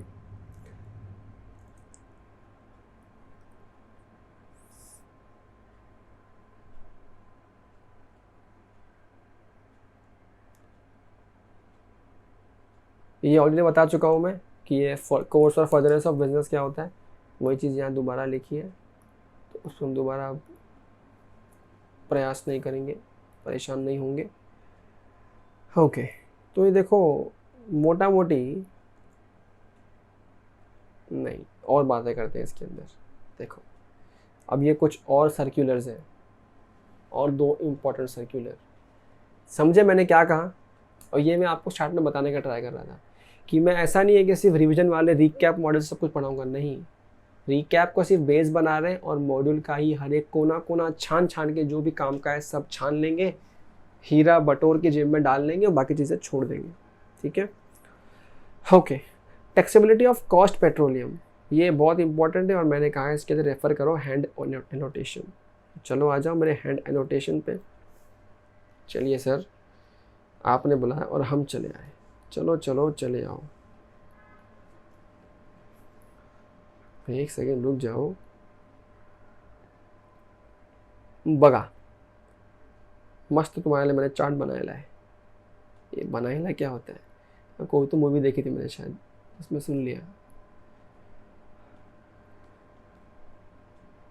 Okay, have a look. बात कर रहा हूँ टैक्सेबिलिटी ऑफ कॉस्ट पेट्रोलियम की। सर कॉस्ट पेट्रोलियम क्या होता है ये समझने, देखो ध्यान रखना, भूलना नहीं, मैं क्या सिखा रहा हूँ, कॉस्ट पेट्रोलियम के ऊपर टैक्स कैसे लगेगा ये सिखा रहा हूँ। इसके पहले मुझे आपको ये बताना पड़ेगा कि कॉस्ट पेट्रोलियम क्या होता है, और उसके पहले ये बताना पड़ेगा कि ये ट्रांजैक्शन किसके बीच में कैसे होता है, और वो उसके बाद समझेंगे कॉस्ट पेट्रोलियम क्या होता है, उसकी टैक्सेबिलिटी क्या होती है। तो सब छोड़ो, ध्यान से मेरी कहानी सुनो। कहानी क्या है सर? एक है लेसी, लेसी भी छोड़ो, एक है बंदा जो है oil exploration and production contractor. ये क्या करता है, ये आपने सुना होगा ना, वो लोग जैसे रिलायंस है, उसने पानी में जाके सीएनजी ढूंढ एक्सप्लोर कर रहा था। जो भी ऑयल मार्केटिंग, जो ऑयल कंपनीज है वो क्या करती हैं, वो प्रोड्यूस करती हैं, एक्सप्लोर करती हैं ऑयल को, पानी में एक्सप्लोर करें या किसी बर्फ़ में एक्सप्लोर करें या किसी ज़मीन के नीचे एक्सप्लोर करें, जहाँ पे भी एक्सप्लोर करती है उनको हम क्या कहते हैं, उनको हम कहते हैं oil exploration and production contractor. Example मैंने क्या लिया देखो यहाँ पे, RIL, रिलायंस इंडस्ट्रीज लिमिटेड। ठीक है, एक होती है गवर्नमेंट, गवर्नमेंट मान से कौन, अपने मोदी जी। अब ध्यान से सोच के बताओ, मैं रिलायंस हूँ, मेरे को शक है कि एक्स नाम की ये जो पानी, ये जो दरिया है, ये जो दरिया है, मेरे को शक है कि इसमें ना बहुत सारा पेट्रोलियम है, बहुत सारा पेट्रोलियम ऑयल है, क्रूड ऑयल है, ऐसा मैंने शक है। तो क्या मैं उस जगह को खुद से अपनी मर्जी से जाके खोद के ऑयल निकाल सकता हूँ? Answer is no. सर कैसे नो? अरे याद करो, बहुत पहले तुमने बचपन में, जवानी में सीखा होगा। इस इंडिया में, किसी भी कंट्री में ऐसे ही होता है, अपने पूरे हिंदुस्तान में जो ज़मीन किसी की नहीं है वो ज़मीन सरकार की है, और सरकार की ज़मीन पे कुछ भी करने के पहले सरकार से पूछना पड़ेगा। अब तुम अगर सरकार को जाके बोलोगे, देखो नॉर्मली क्या होता है, या तो सरकार खुद ही ढूंढती है कोई जगह जहाँ उनको शक होता है या उनको लगता है कुछ है यहाँ पे, और सरकार क्या करती है, नॉर्मली ये होता है, सरकार जगह ढूंढती है और सरकार करती है, सरकार बिडिंग करती है, क्या बोलते हैं उसको, टर्म होता है ना वो, सबसे बिडिंग लेते हैं अपन, tender, I am sorry, my bad, tender. तो गवर्नमेंट टेंडर निकालती है कि ये प्लेस हम दे रहे हैं एक्सप्लोरेशन के लिए, किस किस कंपनी को एक्सप्लोर करना है इस जगह को, आप आइए। सर क्या एक्सप्लोर करने के पैसे सरकार देती है? Answer is no. इसलिए हर कोई वहाँ पे जाके बिडिंग नहीं करता है। हमारे केस में अपन मान के चलते हैं कि रिलायंस ने बिडिंग किया, रिलायंस बिडिंग जीत गया। अब देखो कॉन्ट्रैक्ट होता क्या, ध्यान से सुनो। ये जो रिलायंस है ना, रिलायंस का और गवर्नमेंट का आपस में हुआ कॉन्ट्रैक्ट। कॉन्ट्रैक्ट में कॉन्ट्रैक्टर कौन है मेन, जो सर्विस करेगा वो है RIL, रिलायंस। गवर्नमेंट सिर्फ परमिशन दे रहा है इस लैंड को एक्सप्लोर करने का, इस लैंड को एक्सप्लॉइट करने का, इस पानी के अंदर घुस के मशीन से काम करने का, ये गवर्नमेंट परमिशन दे रही है। तो इसीलिए इस ट्रांजैक्शन को लेसर लेसी ट्रांजैक्शन भी बोलते हैं। तो लेसर मतलब कौन, जिसकी जगह है, जगह मोदी जी की है, मोदी जी लीज कर रहे हैं। ठीक है, यानी कि लीज कॉन्ट्रैक्ट बन गया, मोदी जी लीज कर रहे हैं ये जगह, और यानी कि लेसी कौन बन गया, रिलायंस। अब देखो ध्यान से क्या होता है, गवर्नमेंट तो एक पैसा नहीं दे रही है, सारा पैसा रिलायंस लगा रहा है। तो जब रिलायंस एक्सप्लोर करेगा वो ऑयल के घर पे लेके जाएगा? नहीं, बेच देगा ना। तो रिलायंस ने समझो वो ऑयल बेच दिया, यानी कि सेल प्रोसीड कितने का हुआ? 1000 रुपये का। 1000 रुपये का बेच दिया। अब धीरे धीरे रुको, अपन टर्म्स में जा रहे हैं। 1000 रुपये का बेच दिया। अब 1000 रुपये का तो उसने बेचा है, क्या वो पूरा का पूरा 1000 रिलायंस का प्रॉफिट मान लेंगे? अरे कैसे मान लेंगे, कुछ कॉस्ट भी तो हुए होंगे उसके। अच्छा एक बात ध्यान से सुनो सर, ये सरकार यानी कि मोदी जी और रिलायंस, ये जो आपस में काम कर रहे हैं, ये दोनों दूसरे के पार्टनर है? एक दूसरे के पार्टनर है क्या? नहीं, साफ साफ लिखा है सर्कुलर में, नहीं, सरकार और रिलायंस पार्टनर नहीं है, लेसर लेसी का रिलेशनशिप है। लेकिन फिर भी जो प्रॉफिट होगा ना, प्रॉफिट, वो प्रॉफिट शेयरिंग कॉन्ट्रैक्ट होता है ये लोगों का। यानी कि जो प्रॉफिट होगा रिलायंस को, वो प्रॉफिट बांटा जाएगा, थोड़ा रिलायंस का और थोड़ा गवर्नमेंट का। ये कितना होगा डिपेंड करता है उनके कॉन्ट्रैक्ट में, अपने ले देना नहीं है। तो यहाँ देखो 1000 रुपये में माल बेचा, सरकार आ गई भागते भागते, ला भाई 1000 का प्रॉफिट दे, मेरा शेयरिंग दे। सपोज करो कॉन्ट्रैक्ट 50-50% का शेयरिंग का है। रिलायंस बोलेगा रुको साहब, थाम्बा, उसमें से 400 रुपये तो मेरा कॉस्ट लग गया सर, मैं ज़मीन में एम्प्लॉय को लगाया, वहाँ पे मशीन लगाई, काम किया, 400 की कॉस्ट लग गई, तो वो तो हटाओ प्रॉफिट में से। गवर्नमेंट ने कहा ठीक है सर, नो प्रॉब्लम। तो ये क्या था मालूम है? आमतौर पे क्या बोलते हैं इस कॉस्ट को? Exploration cost. अब एक्सप्लोरेशन कॉस्ट भी हो सकता है, या सरकार कोई ले लिए रॉयल्टी, तो रॉयल्टी जो भी कॉस्ट है वो सारी कॉस्ट यहाँ पे आ गई 400 रुपये। इसी को हम क्या नाम देते हैं? इसको हम कहते हैं कॉस्ट पेट्रोलियम। क्या कहते हैं? Cost petroleum. इसी एक्सप्लोरेशन कॉस्ट को क्या कहते हैं? Cost petroleum. और देखो ध्यान से, सेक्शन क्या था, हम इसी के टैक्सेबिलिटी की बात कर रहे थे कि ये कॉस्ट पेट्रोलियम पे टैक्सेशन कैसे आएगा। अब ध्यान से देखो, 1000 में से 400 ये कंपनी खुद अपने पास रख रही है क्योंकि उसने वो कॉस्ट इनकर किया था। तो क्या ये 400 को सप्लाई अप्लाई मान के इस पे जीएसटी मांगना चाहिए? नहीं, ये तो रीइंबर्समेंट ऑफ एक्सपेंसेस है यार, ये तो हमने कब का सीखा था बचपन के अंदर। तो बस यही क्लियरेंस से क्लैरिफिकेशन है कि ये जो कॉस्ट पेट्रोलियम कंपनी वसूल कर रही है, खुद का कॉस्ट वसूल कर रही है, इस पर कोई सप्लाई अप्लाई नहीं मानेंगे, बिकॉज ये तो सिर्फ कॉस्ट का रीइंबर्समेंट है।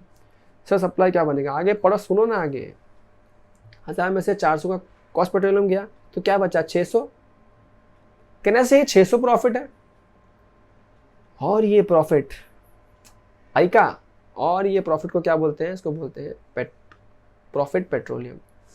सर ये सब टर्म्स याद करने पड़ेंगे, ध्यान से यस याद करने पड़ेंगे, यही टर्म्स एग्जाम में आएंगे। अगर कोई क्वेश्चन एमसीक्यू का आ गया तो 2 मार्क की लाएगा इसके ऊपर, और इसके ऊपर क्वेश्चन नहीं बना आज तक। प्रॉफिट पेट्रोलियम, अब ये 600 होगा। अब सपोज हमने आधे आधे की बात की तो क्या होगा? ये 600 बांटा जाएगा बिटवीन कॉन्ट्रैक्टर यानी कि रिलायंस एंड गवर्नमेंट। तो देखो ये 600 में से 300 गवर्नमेंट का शेयर और 300 कॉन्ट्रैक्टर का शेयर। गवर्नमेंट का शेयर मतलब देखो यहाँ पे, ये देखो मजेदार बात क्या बोलता है गवर्नमेंट शेयर मतलब, this is nothing but consideration paid by contractor to government against the lease licence. जब हमने लाइसेंस लिया था ना पहली बार जमीन खोदने का, तो वो बहुत नॉमिनल चार्ज दिया था हमने। मेन तो ये वाला चार्ज तो हम गवर्नमेंट को देते हैं, गवर्नमेंट को इसी में तो इंटरेस्ट है। अब गवर्नमेंट को 300 मिल रहा है ना, तो गवर्नमेंट को 300 रुपये मिल रहा है। अब देखो यहाँ पे कितना सेफ और कितना मर्यादा प्ले करती है गवर्नमेंट। ये जो पैसा दिया उसको क्या टर्म दे दिया कि जो लीज लिया था ना, उसका लीज रेंट गवर्नमेंट ले रही है। देखो क्या मस्त टर्म में मजा आ रहा है। अपन तो अपना प्रॉफिट शेयर कर रहे हैं उनको, लेकिन वो उनको क्या कह रहे हैं? भाई तो लीज का पैसा है। अब देखो लीज का पैसा मतलब रेंट का पैसा, उस पर जीएसटी लगता है। गवर्नमेंट ने आपके आगे एक आएगा चैप्टर, इसका नाम है एग्जेम्पशन अंडर जीएसटी, वहाँ पे बता दिया पहले से कि ये जो है ना एग्जेम्प्ट फ्रॉम जीएसटी। देखो जो कॉस्ट पेट्रोलियम है ये तो सप्लाई है ही नहीं, जीएसटी की बात ही नहीं आती। यहाँ जीएसटी की बात आती है क्योंकि हम लीज रेंट दे रहे हैं और रेंट पे तो जीएसटी लगता है। तो यहाँ पे गवर्नमेंट ने साफ साफ बोल दिया बॉस ये एग्जेम्प्ट है जीएसटी से, कोई जीएसटी नहीं आएगा। ठीक है, बस यही था मेन क्लैरिफिकेशन इसके ऊपर था। मैंने साथ साथ में चैप्टर नंबर 4 का भी एक पॉइंट यहाँ पे कवर कर दिया। आई होप आपको ये बात समझ में आ गई है। ठीक है, पक्का यही सर्कुलर था और कुछ नहीं था इसके अंदर। अच्छा, अब कोई एक क्वेश्चन पूछ सकता है सर इस 300 का क्या होगा, ये तो अपना शेयर है। अरे अपना शेयर अपने पास है, प्रॉफिट है, इनकम टैक्स भरेंगे, थोड़ी जीएसटी भरेंगे अपने प्रॉफिट के ऊपर। बात कहाँ पे आती है, जहाँ हम किसी को सर्विस दे रहे हैं या ले रहे हैं, वहाँ कंसिडरेशन एक्सचेंज कर रहे हैं, वहाँ गुड्स या सर्विस है, उस पर जीएसटी की बात करते हैं। ये तो मेरा अपना पर्सनल प्रॉफिट है ना, यहाँ कुछ जीएसटी की बात होगी, यहाँ तो इनकम टैक्स लगेगा। जाग रहे हो? चलो जाग रहे हो तो बहुत अच्छी बात है। मैं इतना इन डेप्थ जा रहा हूँ क्यों, और आपको पता ही है क्यों जा रहा हूँ यार। देखो यहाँ दोबारा लिखा है, एक बार पढ़ लेते हैं, मजा आ जाएगा। The cost petroleum is not consideration received by the contractor for the services provided to government and thus not taxable per se.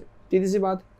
The reason of the same is that the contractors carry exploration and production of petroleum for themselves and not as a service to the government. खुद के लिए तो काम कर रहे हैं main तो, government को तो बस खाली लास्ट में थोड़ा सा शेयर दे रहे हैं बिकॉज वो जगह यूज़ कर रहे हैं। They had acquired the right to explore, exploit and sell petroleum in lieu of royalty and share in the petroleum. ठीक है, बस कोई बात नहीं, बाकी सब में कुछ नहीं है, चिंती पिंती चीज़ें हैं।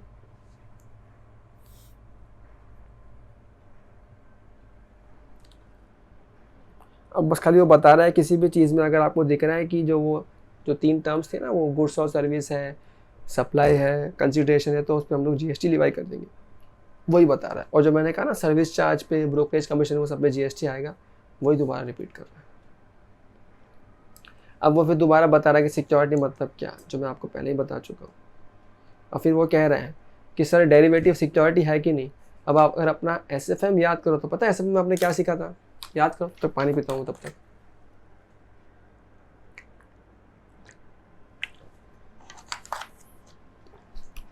सुनो, एसएफएम में आपने सीखा था कि डेरिवेटिव मतलब क्या होता है, एक अंडरलाइंग कॉन्ट्रैक्ट है जो नॉमिनल कॉस्ट पर लग रहा है और सेटलमेंट नेट पे होता है। लेकिन आपने एफआर में क्या सीखा था कि कभी कभी डेरिवेटिव का सेटलमेंट होता है ना, वो नेट पे नहीं होता, वो किस पे होता है, वो डिलीवरी पे होता है। अब ये डिलीवरी, नेट और ये सब एसएफएम एफआर का पार्ट है। मैं अगर इसमें इन डेप्थ गया तो मैं आईडीटी रह जाएगा, ठीक है। तो थोड़ा सा मैं सोच सकता हूँ कि शायद आप आईडीटी के पहले एफआर एसएफएम तो पढ़ चुके, फिर भी नहीं आया तो टेंशन मत लो, टेलीग्राम पर ठोक दो क्वेरी, आंसर आ जाएगा, टेंशन मत। सुनो, तो अगर डेरिवेटिव में सेटलमेंट नेट होगा, डिलीवरी नहीं होगी, तब तो प्योर सिक्योरिटी है, तो वहाँ पे जीएसटी की बात नहीं होगी, सप्लाई नहीं है, वो तो गुड सर्विस कुछ भी नहीं है, बिकॉज सिक्योरिटी तो गुड्स है ही नहीं, सर्विसेज भी नहीं है। लेकिन अगर सेटलमेंट होगा डिलीवरी बेसिस पे, तो वहाँ पे क्या है, फिर वो सिक्योरिटी नहीं माना जाएगा, वहाँ तो गुड्स आने वाले हैं ना लास्ट में डिलीवरी पे, तो उसको नॉर्मल गुड्स की तरह ट्रीट करेंगे और वहाँ पे उस पर जीएसटी लगा देंगे। फ्यूचर कॉन्ट्रैक्ट यहाँ भी सेम कहानी है, अगर वो क्वालिफाई करता है एज ए सिक्योरिटी, क्वालिफाई कैसे करेगा, अगर फ्यूचर कॉन्ट्रैक्ट का सेटलमेंट नेट बेसिस पे होगा तो डेरिवेटिव बन गया, यानी कि सिक्योरिटी बन गया, यानी कि नो जीएसटी, गुड्स ही नहीं है तो जीएसटी क्या था। अगर फ्यूचर में सेटलमेंट होने वाला है डिलीवरी बेसिस पे, तो भैया ऑब्वियसली नॉर्मल गुड्स मानेंगे और इस पे गुड्स मान के इस पे जीएसटी लगा देंगे। इन शॉर्ट आगे और चलते हैं, सेम कहानी है फॉरवर्ड की। सेटलमेंट नेट बेसिस पे है, दो करेंसी का जो एक्सचेंज डिफरेंट है, सेटलमेंट उस पर होगा, तब तो ये डेरिवेटिव बन गया, सिक्योरिटी बन गया, कोई दिक्कत नहीं है। मगर अगर सेटलमेंट होने वाला है डिलीवरी बेसिस पे, तो भैया वहाँ पे फिर लग जाएगा जीएसटी। समझा क्या? इन शॉर्ट सब कहानी का लॉन्ग स्टोरी शॉर्ट क्या है, सेटलमेंट नेट बेसिस पे तो वो डेरिवेटिव है, डेरिवेटिव मतलब वो सिक्योरिटी है, सिक्योरिटी मतलब वो गुड्स की डेफिनेशन में नहीं आता। इसका उल्टा क्या होगा, अगर डिलीवरी नेट बेसिस पे नहीं है, सेटलमेंट बेसिस पे है, तो वहाँ पे क्या होगा, डिलीवरी के टाइम पे कुछ गुड्स आएगा या जो भी सर्विस जो भी गुड्स आएगा बेसिकली। तो डिलीवरी अगर सेटलमेंट नहीं है, सामान डिलीवरी सेटलमेंट बेसिस पे है, नेट नहीं है, डिलीवरी गुड्स की होने वाली है, तो वहाँ पे नॉर्मल मानेंगे उसको। और नॉर्मल के केस में हम लोग क्या करेंगे, वो गुड्स मान जाएगा और गुड्स बन जाएगा मतलब उसमें जीएसटी आ जाएगा। तो सिक्योरिटी है तो गुड्स नहीं है, सिक्योरिटी नहीं है तो वो गुड्स है। फिर अब एक और टर्म है यहाँ पे, lending of security under securities lending scheme. देखो ध्यान से एक बात देख रहे हो आप, मैं कब से रिकैप सेक्शन से बाहर हूँ, हम लोग प्योर मॉड्यूल में ही घूम रहे हैं। अब देखो ये सिक्योरिटी लैंडिंग सर्विसेज क्या होता है, और ये भी बहुत चलता है आजकल। कुछ लोग के तो नया होगा, कुछ लोगों ने एसएफएम में सीख लिया होगा। होता है क्या मालूम है, इसकी ज़रूरत कब आती है, पहले वो सुनो फिर प्रोविजन पे आते हैं। इसकी ज़रूरत आती है एक टाइम पे, आपने सुना होगा शॉर्ट सेलिंग, सुना होगा शॉर्ट सेलिंग। कई बार क्या होता है ना, माल बेच देते हो पर माल होता नहीं आपके पास में, और आप डिलीवरी में माल बेच दिया है, इंट्राडे नहीं किया है, डिलीवरी में माल बेच दिया है। अब आपने स्टॉक बेच तो दिया, कीमत में स्टॉक है नहीं, सेटलमेंट होना है T+2 डेज के अंदर। तो जब सेकेंड डे डिलीवरी के लिए आपके डीमैट को हिट करेंगे कि लाओ भाई तुम्हारा जो तुमने बेचा है वो सिक्योरिटी दो, उसमें डीमैट में सिक्योरिटी है ही नहीं, और ऐसे केस में आप पे अच्छा खासा चार्ज लग जाता है, क्योंकि आपने डिलीवरी में माल बेचा, डिलीवरी के माल है ही नहीं आपके पास में। तो सर होगा क्या ऐसे केस में?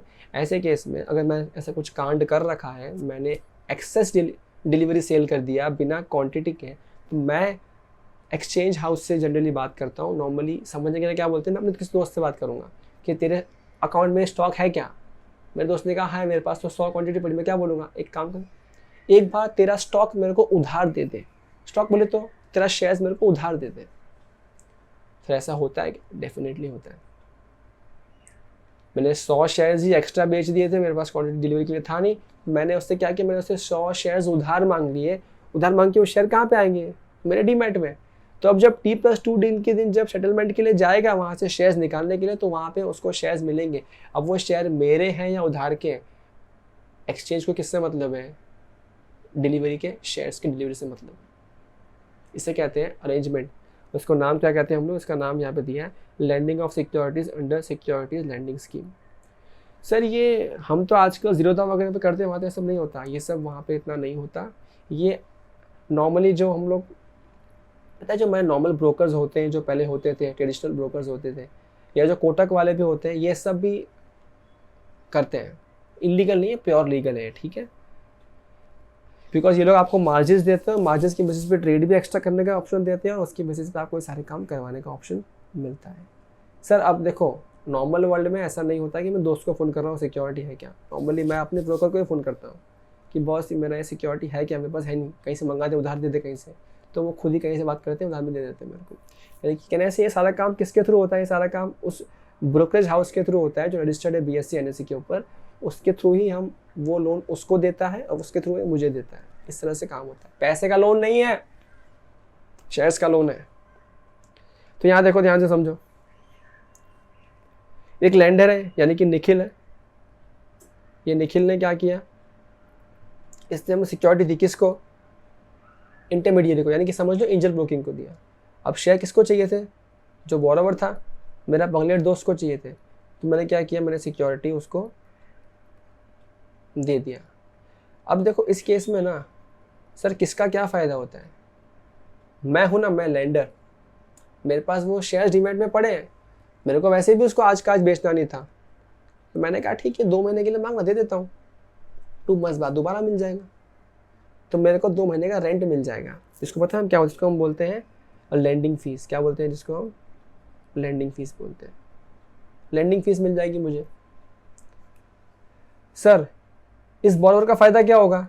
जो इसको मोटी पेनल्टी लग सकती थी कि बिना माल होके भी माल बेच दिया, वो बहुत मोटी पेनल्टी है, उसके बदले हल्का सा रेंट देगा, उसका काम बन जाएगा। तो ये हो गया बोरोवर का फ़ायदा। सर ये जो एंजल ब्रोकिंग है, ब्रोकर्स है, इनका क्या फ़ायदा? ट्रांजैक्शन करवा रहे हैं, रिलेशन बढ़ रहे हैं, ब्रोकरेज मिल रही है, ठीक है, तीनों का फ़ायदा है। सर भूलना नहीं, हम बात क्या कर रहे हैं? हम बात कर रहे हैं कि इसमें सप्लाई क्या होगा, सप्लाई क्या नहीं होगा। आता बगा टैक्सेशन क्या? देखो टैक्सेशन नीचे देखो, देखो नीचे, आ जाओ नीचे, आओ आओ आओ आओ। The security lending scheme doesn't treat lending of security as a disposal of security. The lending fee charged from the borrower of security has the character of consideration and is taxable under GST. देखो यहाँ अब मैंने, वो lender ने जो shares दिए हैं, land किए हैं, उधार दिए हैं, वो ट्रांजेक्शन को सिक्योरिटी लेंडिंग ट्रांजेक्शन नहीं मानेंगे। ये एक सेपरेट बोरोइंग ट्रांजेक्शन है, और उस पर उसी को सर्विस मान के उस पर उस हिसाब से उसका GST चार्ज कर लेंगे, ठीक है। बस यही था सर्कुलर। और सिंपल से कहना, मैंने कहा कि जो ब्रोकरेज कमीशन होगा उस पर अलग से GST चार्ज होगा हमेशा, तो वो तो चार्ज होने ही वाला है। नेक्स्ट है सिक्योर डेट। देखो सेल, परचेज, एक्विजिशन और assignment of a secure date does not constitute a transaction in money, it is in the nature of derivative and hence secured security. ये मैंने पहले ही बात किया कि अनसिक्योर्ड डेट होगा, वही आपका एक्सटेम्पल क्लेम बनता है और उसी पे GST आता है। नॉर्मल वाले पे GST नहीं आता है, सिक्योर्ड इस पे GST वैसे का चक्कर नहीं होता है। पता है दिस इज द रीज़न, सुनो ध्यान से, this is the only reason. अगर आपके डैड ने या आपने कभी होम लोन या किसी मॉर्गेज लोन को ले रखा है तो वहाँ पे बैंक आपसे कोई जीएसटी बीएसटी चार्ज नहीं करती है, सिक्योर डेट है ना वो, इसके लिए नहीं करती है। ये आप क्रेडिट कार्ड पे कोई लोन ले लो, अनसिक्योर्ड लोन, जीएसटी चार्ज कर लेती है। खैर ये सब आगे आएगा, डोंट वरी, द लोड मत लो। सर्विस चार्ज बाय डिफ़ॉल्ट हमेशा जीएसटी आएगा ही आएगा। नेक्स्ट क्या है, नेक्स्ट है GST implications on services by way of extending deposits, loans और advances. Now, services by way of exchanging deposits, loan या advances, so far as the consideration is represented by way of interest or discount, is exempt from level of GST। अब ये क्या है sir, ध्यान से सुनो। जैसे कि मैंने कहा जब आप होम लोन लेते हो ना, होम लोन पे आप हर महीने प्रिंसिपल इंटरेस्ट दोनों भरते हो कंपोनेंट्स के अंदर, तो सर वहाँ पे उस इंटरेस्ट पे बैंक जीएसटी चार्ज नहीं करती है। आप कोई और लोन लेते हो बैंक से, आप बिल डिस्काउंटिंग करवाते हो, याद है, बिल ऑफ एक्सचेंज डिस्काउंटिंग करवाते हो, वहाँ पे बैंक का कमीशन क्या होता है, वो डिस्काउंटिंग ऑन बिल, उस पर भी जीएसटी चार्ज नहीं होता है। बस मुझे आपको बताया जा रहा है, क्यों नहीं, तो बिकॉज वो एग्जेम्पशन वाले लिस्ट में कवर्ड है, उसको गवर्नमेंट ने प्योरली एग्जेम्प्ट बोल दिया है, इसलिए वहाँ पे नहीं आता है। लेकिन क्रेडिट कार्ड एक्सक्लूड नहीं किया है, तो क्रेडिट कार्ड पे जो इंटरेस्ट लगता है ना, उस पर तो जीएसटी आता है। आई रिपीट, ध्यान से सुनो। नॉर्मल केस में जब आप बैंक से लोन वोन लेते हो ना, बैंक से लोन वोन लेते हो, सिक्योर्ड है तब तो वैसे ही जीएसटी का सवाल नहीं उठता। अनसिक्योर्ड पे जीएसटी आ सकता है, लेकिन एग्जेम्प्ट कर दिया गवर्नमेंट ने, क्या बोल दिया, अगर अनसिक्योर्ड भी है ना जीएसटी नहीं आएगा लोन के ऊपर। लेकिन अगर वो क्रेडिट कार्ड का है तब तो आएगा। सर क्यों ऐसा, क्रेडिट कार्ड रखे हो, बड़े आदमी हो, तो क्यों जीएसटी की माफ़ी चाहिए, नो एग्जेम्पशन, भरो जीएसटी उसके इंटरेस्ट के ऊपर भी। ऐसा याद करने का, ऐसा लॉजिक गवर्नमेंट का नहीं हो सकता, हो भी सकता है, मेरे को नहीं पता।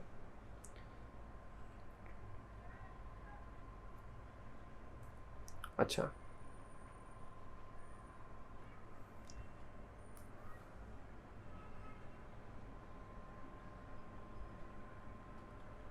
ओके, तो मोटा मोटी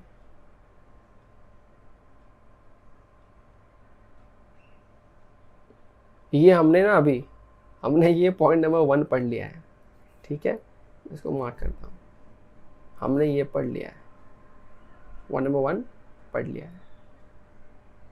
अब पॉइंट नंबर 2 पढ़ते हैं। सर पॉइंट नंबर 2 क्या है, पॉइंट नंबर 2 बहुत सिंपल है, बहुत सिंपल है। टिक पहले मारता हूँ, टिकड़ा मार दिया पहले। क्या ये, importation of service for consideration whether or not in the course और फर्दरेंस ऑफ बिजनेस। देखो यहाँ ध्यान से सुनो, supply should be in course और furtherance of business. The exception to the said rule is import of service is deemed as a supply even if the same has been imported not in the course or furtherance of business। तो देखो यहाँ पे ये चीज़ क्या है, बस ये तो इतना ही बता रहा है, इतने में आप समझ जाओगे। अगर हम सर्विसेज की बात करते हैं तो भैया फंडा सिंपल है। अगर आपने सर्विस इंपोर्ट किया, इंपोर्ट मतलब क्या, देश के बाहर से। अगर आपने देश के बाहर से कोई सर्विसेज लिए हैं, कोई सर्विसेज इंपोर्ट किए हैं, तो आपने वो सर्विस बिजनेस के लिए इंपोर्ट किया है या फिर आपने वो सर्विस पर्सनल काम के लिए इंपोर्ट किया है, दोनों ही केस में जीएसटी लग जाएगा, जीएसटी लग जाएगा, जीएसटी लग जाएगा। सर मैंने अपने किसी, मैं बिजनेसमैन हूँ, मैंने अपने किसी दोस्त से वहाँ से कोई सर्विस लिया, लग जाएगा भाई, लग जाएगा, ठीक है। तो ये सिंपल है, हल्के फुल्के कुछ सम आएंगे इस पर, जब सम आएगा तब देख लेंगे, कुछ ऐसे समझने के लिए नहीं है इसके अंदर। देखो मैं यहाँ पे भी आता हूँ, ख़त्म हो गया, इतना ही है इसके अंदर, इतना ही है, आपके मेन मैट में भी इतना ही है, कुछ नहीं है इससे ज़्यादा, ठीक है। देखो एग्जांपल यहाँ पे लिखा है, Ramaiah proprietor has received the architect services of his house from architect located in New York, than agreed consideration of $5,000। The import of service by Raman is supply under section 7(1)(b), though it is not. क्यों, उसने अपने खुद का घर बनाने के लिए आकर सर्विस लिया न्यूयॉर्क से, घर बनाने के लिए। कौन सा बिजनेस हुआ घर बनाना? अगर ये बिल्डर होता तो क्या मैं ये कहता कि इसने बिजनेस के लिए सर्विस लिया होगा आर्किटेक्ट का, तो वहाँ तो जीएसटी वैसे भी आना ही है। ये एक्सेप्शन क्यों है कि अगर आपने पर्सनल काम के लिए भी लिया तो भी जीएसटी आएगा। क्यों? तुमने बाहर से सर्विस लिया, तुमने इंपोर्ट किया, अब इंपोर्ट को डिलीवर करने के लिए, इंपोर्ट को कमिटमेंट फुलफिल करने के लिए तुम आरबीआई के पास जाओगे, उनसे डॉलर मांगोगे। डॉलर जैसे ही मांगते हैं आरबीआई को दुख होता है, और दुख के चक्कर में क्या बोल दिया, भैया लगाएंगे जीएसटी जा। इसका उल्टा है, जब आगे बताऊंगा, एक्सपोर्ट में बहुत सारे बेनिफिट हैं, वहाँ जीएसटी माफ़ कर रहे हैं बहुत जगह। इंपोर्ट क्यों कर रहे हैं तुम, भरो जीएसटी, भरो रे बाबा भरो। ओके अच्छा, अब इसके बाद हम लोग पढ़ने वाले हैं पॉइंट नंबर 3 पढ़ेंगे। अब ये देखो ध्यान से सुनो, अगर मैंने पॉइंट नंबर 3 अभी स्टार्ट किया विच इज़ डीम्ड सप्लाई, याद है सर कितनी बार बोलोगे, बस लास्ट बार बोल रहा हूँ आज, फिर बाकी कल बोलूँगा। ये जो मैंने कहा ना कि हमेशा कंसिडरेशन के अगेंस्ट होगा तभी ही हम उसको सप्लाई मानेंगे। तो शेड्यूल 1 में 4 एक्सेप्शन मैंने बताए थे, तो 4 एक्सेप्शन शेड्यूल 1 है, जहाँ पे कंसिडरेशन नहीं हो तो भी हम क्या मान लेते हैं, तो भी हम कह लेते हैं भैया सप्लाई है, सप्लाई है। तो ये जो 4 चीज़ें हैं ना, 1 2 3 4, ये 4 चीज़ें अब हम लोग सीखेंगे अगले लेक्चर में। बिकॉज अगर मैं अभी करूँगा तो वापस सिर्फ इस 3rd पॉइंट को पढ़ाने के लिए लग जाएगा पौना घंटा के आसपास, और ये लेक्चर फिर बहुत लंबा हो जाएगा। ठीक है, नॉर्मली मेरी ये कोशिश है कि आपको एक लेक्चर 1 से 1.5 घंटे का ही हो, और मुझे लग रहा है शायद ये लेक्चर फ़िलहाल तो 1.25 घंटे का हुआ है, बट अगर मैंने इसको पढ़ाया फिर लेक्चर 2 घंटा क्रॉस कर जाएगा, बहुत लंबा हो जाएगा वो lecture. Initially I want deliver that long lecture, 2-4 lecture जाने दो, फिर अपन आएंगे बिग लेक्चर के पास जाएंगे। ठीक है, फिलहाल आज के लिए इतना ही। अगर आपको ये मेहनत, ये प्रयास समझ में आ रहा है, मज़ा आ रहा है, please do share with all your friends. इसी तरह से इन डेप्थ हम लोग पूरा जीएसटी कवर करने वाले हैं। और आपसे एक दरख्वास्त है कि भैया अगर कोई दिक्कत है, कोई फीडबैक देना चाहते हो, कोई इम्प्रूवमेंट चाहते हो, तो no one is perfect, neither me nor you. If you want you can of course comment in the comment section कि आपको क्या इम्प्रूवमेंट चाहिए, या कुछ और पॉइंट चेंज करने का मन है, या शायद लाइट वाइट ठीक नहीं है, ऐसे कुछ भी मन है, कुछ भी बोलो यार। दोस्त बातें करेंगे तभी तो दोस्ती होगी, और दोस्ती होगी तभी तो रिश्ता आगे बढ़ेगा, रिश्ता आगे बढ़ेगा तभी तो बात बनेगी ना। गलत मत समझो, मैं बहुत पॉजिटिवली बोल रहा हूँ। ठीक है, चलो इसी के साथ मिलते हैं अगले लेक्चर में। तब तक के लिए शुभ रात्रि, शब्बा खैर, अलविदा, बाय बाय।